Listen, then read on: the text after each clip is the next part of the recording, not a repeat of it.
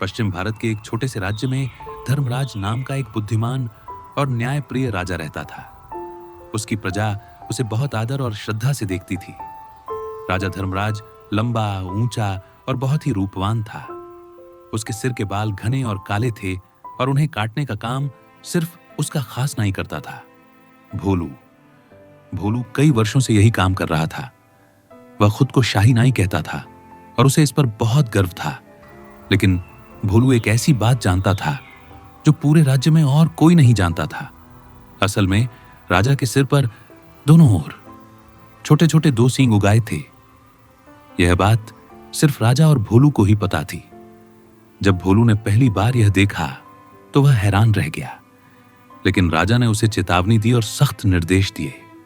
भोलू, अगर तुमने यह बात किसी को बताई तो तुम्हें सजा भी मिलेगी और राज्य से बाहर भी निकाला जाएगा।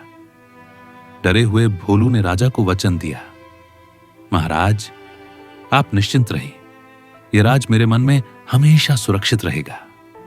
राजा ने थोड़ी राहत की सांस ली। उसे डर था कि अगर लोगों को इस बारे में पता चल गया तो शायद वे उसका मजाक उड़ाएंगे और शायद उसका सम्मान भी खो जाएगा। भोलू ने कई वर्षों तक यह राज अपने सीने में दबाए रखा। राजा उसकी वफादारी से खुश था और समय समय पर उसे इनाम भी देता। लेकिन धीरे धीरे भोलू का मन भारी होने लगा। वह चाहता था कि किसी से यह बात कह सके। वह बेचैन रहने लगा। उसे यह राज अब पच नहीं रहा था। एक दिन राजा के बाल काटने के बाद भोलू जंगल के रास्ते से अपने घर लौट रहा था। उसका घर एक घने जंगल के पार था। वह चलते चलते थक गया और एक बड़े से पेड़ के नीचे बैठ गया। वह अब भी राजा के सींगों के बारे में ही सोच रहा था। तभी अचानक भोलू खड़ा हुआ और खुद से बोला, वाह, क्या आइडिया है। इस पेड़ को तो बोलना नहीं आता। क्यों ना इसे ही यह बात बता दूं, कम से कम मेरा मन तो हल्का हो जाएगा। उसने पेड़ की ओर देखा और जोर से कहा, सुनो पेड़, मैं तुम्हें एक गुप्त बात बताने वाला हूं। हमारे राजा धर्मराज के सिर पर 2 सींग हैं। हाँ, 2 सींग। इतना कहकर भोलू जोर जोर से हंसने लगा। वह बहुत हल्का महसूस कर रहा था।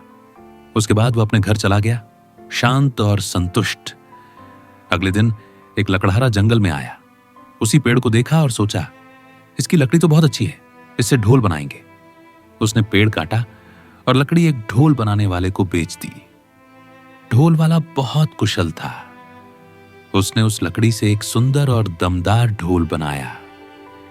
यह मेरे जीवन का सबसे शानदार ढोल है, वह बोला। कल इसे बाजार में बेचूंगा। अगले दिन वह बाजार गया और ढोल बजाने लगा। ढोल की आवाज बहुत सुरीली थी। लोग रुक रुक कर उसकी ओर देखने लगे। भीड़ जमा हो गई। ढोल वाला खुश होकर ढोल पीटने लगा। तभी ढोल से एक आवाज आई जो किसी ने कभी न सुनी थी। आज मैं तुम्हें एक भेद बताने वाला हूं। हमारे राजा धर्मराज के सिर पर 2 सींग हैं। हाँ, 2 सींग हैं। लोग सन्न रह गए। फिर आवाज फिर आई उसी ढोल से, राजा के सिर पर 2 सींग हैं। लोग एक दूसरे को देखने लगे। कोई हंसने लगा, कोई चौंका। अब तो पूरे बाजार में एक ही चर्चा थी, हमारे राजा के सींग हैं।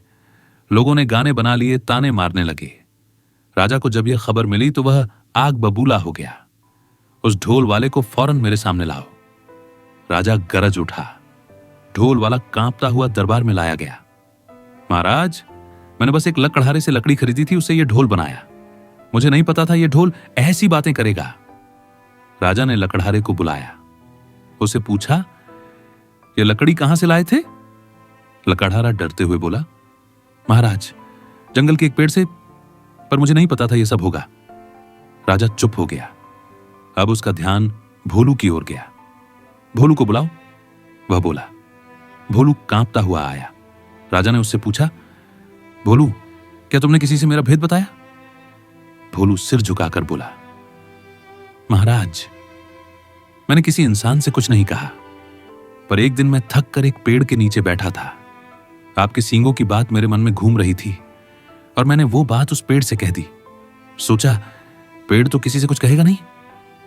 राजा ने कुछ पल सोचा, फिर बोला, वो पेड़ जादुई था, वो सुन सकता था और उसी से बना ढोल वही बातें दोहरा रहा है।